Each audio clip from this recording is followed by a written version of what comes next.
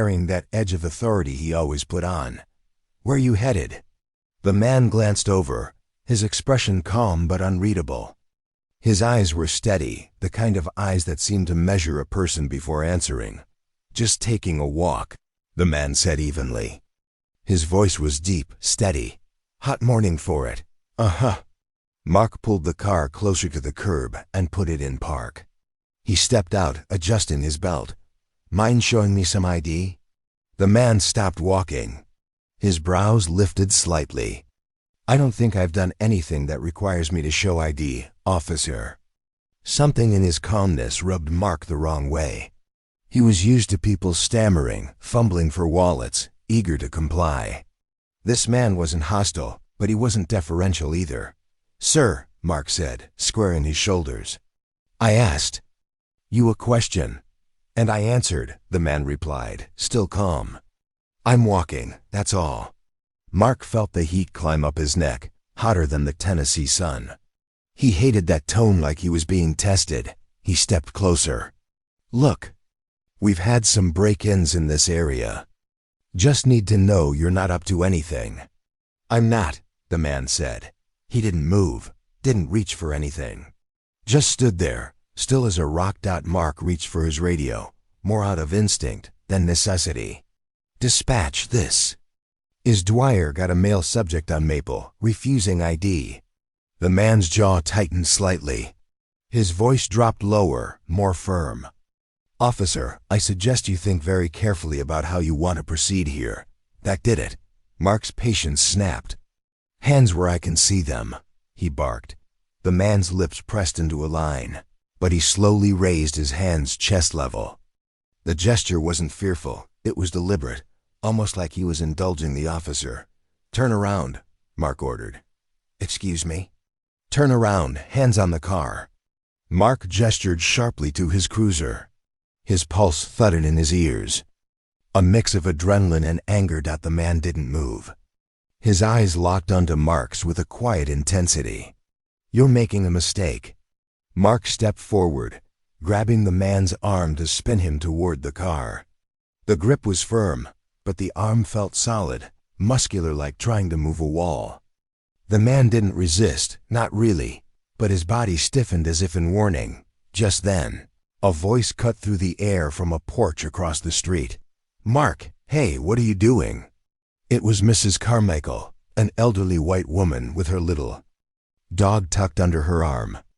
She shuffled to the edge of her porch, her face scrunched in confusion. "This man bothering you?" she asked the stranger. The man gave her a polite nod. "Not at all, ma'am. Just trying to enjoy a morning walk." Mark tightened his grip. His pride stung by the eyes now watching. He shoved the man against the cruiser, the thud echoing down the quiet street. "I said hands on the car." The man braced his palms against the hood, his head bowing slightly as if in prayer, but his voice was steel. "You don't know who I am, do you?" Mark leaned in close, his breath hot. "Don't care who you are." A silence stretched between them, sharp and electric. Then, with perfect calm, the man said, "My name is David Langston, and in less than a week I'll be sworn in as the new chief of police." The words hit Mark like a sucker punch. His hands froze on the man's wrists. For a second, the street seemed to tilt under his feet. "That's right," Langston said, lifting his head just enough for his eyes to meet Mark's. "You just laid hands on your incoming boss." Mark's mouth went dry. His grip loosened, without meaning to, and he stumbled back a step. That's not true," Langston finished for him. "Check with your captain. He knows who I am." Mrs. Carmichael's dog yipped loudly, the only sound breaking the stunned silence. Mark's radio crackled on his shoulder. "Dwyer, status check." He fumbled for the button, his voice hoarse. "A situation resolved. Subject's clear."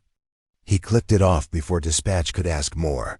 Langston lowered his hands from the hood, brushing invisible dust from his shirt. He turned to face Mark fully now, his presence towering and unshakable. "You've got a choice, Officer Dwyer," he said quietly. You can keep walking this road you're on, treating people like suspects before you know their names. Or you can stop and think about what this badge is supposed to mean. Mark swallowed hard, his face burning. Words tangled in his throat, but none came out. Langston didn't wait for an answer. He stepped back, adjusted his cuffs, and started walking down the sidewalk again, calm, steady, as if nothing had happened. Mark stood frozen beside his cruiser, sweat trickling down his spine. Mrs. Carmichael shook her head from across the street and went back inside. The block was quiet again, but inside Mark's chest, his heart was still thundering. He sat back in his cruiser, gripping the wheel so hard his knuckles whitened. Chief of police? No, that couldn't be real, could it? But something in Langston's steady gaze told him it was no bluff. And if it was true, Mark had just made the worst mistake of his career. The next few days were a blur. Mark avoided the breakroom chatter, avoided his captain's eyes, even avoided some of the guys he usually joked with. Rumors spread quick in a department. And sure enough, by Tuesday morning, the memo was posted. The Clarksville Police Department is proud to welcome Chief David Langston, effective Monday, August 15th. Mark's stomach dropped when he read it. It was real. Every word Langston had said on that hot sidewalk was real. That night, Mark sat at his kitchen table with a beer in hand, staring at the paperwork for overtime shifts he didn't want but needed. His wife, Emily, came in from the living room. Folding laundry. "You look like hell," she said flatly. "Thanks," he muttered. She set a basket on the counter and gave him a long look. "Something happened at work?" Mark shook his head too quickly. "No, just department stuff." Emily didn't press, but the doubt in her eyes was clear. She'd grown tired of his walls. They'd been married 15 years, but lately they lived like strangers in the same house.